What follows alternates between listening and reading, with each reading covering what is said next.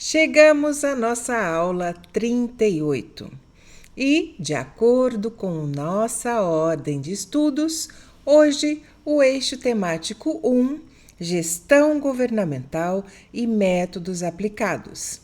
Animados para a aula de hoje? Essa aula ela é densa, na medida em que traz termos específicos de métodos de avaliação em inglês, e eu vou trazer o conceito e a tradução para que você tenha não só ouvido falar, mas que seja capaz de responder de forma correta na hora da prova. Isso serve para avaliação de serviços públicos e privados, para análise de resultados de projetos, tanto na vida privada quanto na vida pública. E hoje o tópico do seu edital é o 1.4, Indicadores de Desempenho Organizacional e Avaliação de Resultados, ferramentas e metodologias para a elaboração de indicadores e avaliação de resultados. Em um ambiente de gestão pública, cada vez mais focada em resultados e transparência, essa capacidade de medir o desempenho e avaliar o impacto das ações governamentais é fundamental. É aqui que entram os indicadores de desempenho e avaliação de resultados. O que são indicadores de desempenho? São ferramentas de medição que fornecem informações quantitativas ou qualitativas sobre o processo, a eficiência, a eficácia e o impacto das atividades de uma organização ou um órgão ou entidade pública. Eles traduzem metas e objetivos estratégicos em medidas concretas e que se possa monitorar. E quais são as características de bons indicadores? Temos a sigla SMARTER, formam a palavra também, né? SMARTER. A primeira, específico, vem do inglês specific, que é uma situação clara e focada em um aspecto único. E depois, mensurável, em inglês, mensurable, que pode ser qualificado ou avaliado de forma objetiva, medível, né? E depois disso, A de atingível, achievable, realista e alcançável, considerando os recursos disponíveis. Depois, relevante, que é muito parecido com o português relevant, importante para a missão e os objetivos da própria organização. E depois, a questão temporal, time-bound, associado a um prazo para a sua medição. E a letra E, ético, não deve incentivar comportamentos antiéticos ou desviar o foco do interesse público. E o último R, registrável, deve ser possível coletar e registrar os dados de forma consistente. Então, essas são algumas características de bons indicadores. E agora, tipos de indicadores. A gente pode categorizar os indicadores de diversas formas. Uma das mais comuns na gestão pública é a que segue a lógica da cadeia de valor ou lógica da intervenção. Eu vou passar as palavras-chave para vocês e depois vamos a cada conceito, como sempre. Primeiro, indicadores de insumo, input. Depois, indicadores de processo, process. Depois, indicadores de produto, output. Depois, indicadores de resultado, outcome. E indicadores de impacto, impact. São 5 aqui, né? Vamos a cada um deles. Primeiro, indicadores de insumo, input. Vão medir o recurso utilizado para realizar uma atividade. São os recursos humanos, os recursos financeiros, os materiais. Que exemplo temos desse indicador? Um valor orçado para um programa de saúde, por exemplo, ou o número de profissionais de saúde contratados. E o segundo, indicadores de processo. Eles medem como as atividades estão sendo realizadas, a eficiência das etapas. Um exemplo disso, o tempo médio de espera para o atendimento em um posto de saúde, por exemplo, ou o número de licitações realizadas por mês. E o terceiro indicador que você precisa saber para que serve, o que é e para que serve. O indicador de produto, output. Medem o que foi entregue ou produzido diretamente pela intervenção. São os resultados imediatos da atividade. Exemplo: número de vacinas aplicadas, número de escolas construídas, número de certidões emitidas. E aí chegamos no quarto: indicadores de resultado, outcome. Medem o efeito imediato ou direto do produto sobre o público-alvo. São, então, mudanças que o produto gerou no grupo beneficiado. Exemplo disso: redução de incidência de uma doença X devido às vacinas, ou o aumento da taxa de alfabetização na região Y devido às escolas, o aumento da satisfação do cidadão com o serviço e por aí vai. E o último, indicadores de impacto, impact. Medem as consequências de longo prazo da intervenção na sociedade ou no problema que se buscou resolver. É a mudança social mais ampla e duradoura, esse indicador aqui. Um exemplo dele: melhoria na qualidade de vida da população no geral, ou redução da mortalidade infantil no país, ou o aumento do IDH, aquele famoso Índice de Desenvolvimento Humano. E aí temos, além de tudo isso, o que é uma avaliação de resultados. A avaliação de resultados é um processo que é um sistema, então ela é sistemático de coleta e análise de informações para julgar o mérito. Que mérito? O valor ou a relevância de uma política, de um programa, de um projeto ou intervenção estatal. Ela usa indicadores de desempenho como base para responder a perguntas como: o programa alcançou os seus objetivos? Ou esse programa foi eficiente no uso de recursos? Ou essa política pública foi eficaz em produzir os resultados esperados? Ou ainda, qual foi o seu impacto na sociedade? Ela gerou valor público? Todas essas questões, tá, gente? Ainda, quais lições podem ser aprendidas para melhorar futuras intervenções? E aí temos, então, tipos de avaliação. Temos avaliação ex ante ou pré-avaliação. Temos avaliação in itinere ou monitoramento. E temos avaliação ex post. Cada uma delas de novo? A avaliação ex ante ou pré-avaliação. Ela é realizada antes da implementação de uma política ou de um programa para analisar a sua pertinência, a viabilidade e a consistência dessa política. Aí temos um outro tipo de avaliação in itinere ou de monitoramento, que é realizada durante a execução do processo, para acompanhar esse próprio processo e identificar desvios, permitindo ajustes em tempo real. Usa, então, principalmente indicadores de insumo, ou seja, do próprio processo e do produto. E a última avaliação possível, ex post, ou de resultado ou de impacto.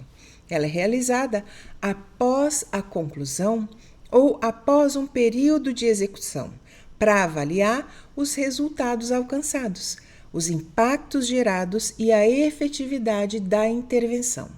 Os indicadores, então, de resultado e de impacto que nós vimos acima. E agora passamos para ferramentas e metodologias para a elaboração desses indicadores e avaliação de resultados. A primeira ferramenta que temos é a cadeia de valor ou a lógica da intervenção. Qual a metodologia? Desenhar visualmente a relação causal entre insumos, processos, produtos, resultados e impactos de um programa. Ela vai ajudar a identificar os indicadores apropriados para cada etapa. Vamos traduzir isso num exemplo?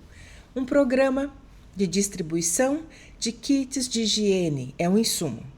Para a capacitação, que é o processo, que gera aumento de conhecimento, o produto, e redução de doenças, resultado, impactando na qualidade de vida, é o impacto. Pegaram um exemplo? Um programa de distribuição de kits de higiene. Ele tem várias consequências que vão ser geradas a partir desse programa. O primeiro, o kit é só um insumo. Para capacitar as pessoas é o processo que gera o aumento de conhecimento sobre o produto e por que ela usar e por que isso é bom para ela. E redução de doenças é o resultado. E o impacto impacta na qualidade de vida. A segunda ferramenta, Balanced Scorecard, BSC. Qual a metodologia aqui? É uma ferramenta de gestão estratégica que traduz a visão e a estratégia da organização em um conjunto de indicadores interligados, organizados em 4 perspectivas principais. Primeira perspectiva financeira, depois clientes, cidadãos, depois processos internos e depois aprendizado e crescimento. Qual é a primeira perspectiva organizacional dessa metodologia, a financeira? Como estamos para os nossos investidores/financiadores? Diz respeito ao uso eficiente de recursos públicos. E a respeito dos clientes cidadãos? Como somos vistos pelos cidadãos ou usuários desses serviços? Depois, uma questão de avaliação também são os processos internos, no que devemos ser excelentes, e depois aprendizado e crescimento. Como podemos continuar melhorando e criando valor? Aplicação especial no setor público, adaptado para a realidade pública e permite então um monitoramento equilibrado do desempenho, indo além da mera questão orçamentária. Essa metodologia BSC. E aí passamos para uma terceira metodologia, a metodologia ZOP. Não se preocupem, vou traduzir, que é Zielorientierte Projektplanung, em alemão, e em português, planejamento de projetos orientado por objetivos, matriz de lógica, Logical Framework Matrix, LogFrame. E qual a metodologia disso tudo? É uma ferramenta que estrutura o planejamento, execução e a avaliação de projetos e programas, definindo claramente os objetivos hierárquicos, os resultados esperados, as atividades, os insumos e a cruciality, ou seja, os indicadores verificáveis e as fontes de verificação para cada nível.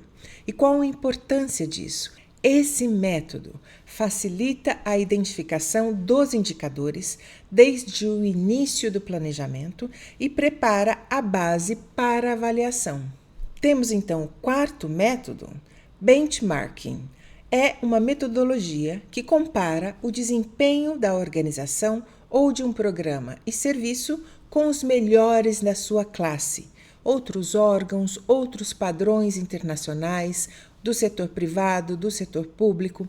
Qual a importância disso? Para identificar as melhores práticas e oportunidades de melhoria. Mais um método de avaliação. Análise custo-benefício e custo-efetividade. A metodologia desse método, para custo-benefício, compara os custos totais de um programa com os benefícios totais gerados, ambos expressos em valores monetários aqui. E o custo-efetividade compara o custo de diferentes alternativas para atingir o mesmo objetivo não monetário. Exemplo, custo por vida salva, custo por aluno alfabetizado. E qual a importância desse método? Muito usado. Auxilia na tomada de decisão sobre qual programa ou política é mais vantajosa ou mais eficiente em termos de custo. Mais um método, sexto já, pesquisas de satisfação e percepção do usuário. Qual a metodologia desse método de pesquisas? Coleta dados direto dos cidadãos para avaliar a qualidade dos serviços, o atendimento e a percepção de valor gerado. Qual a importância desse método de pesquisas e satisfação? Fornece uma perspectiva essencial do beneficiário, de quem recebeu, e ajuda a medir indicadores de resultado.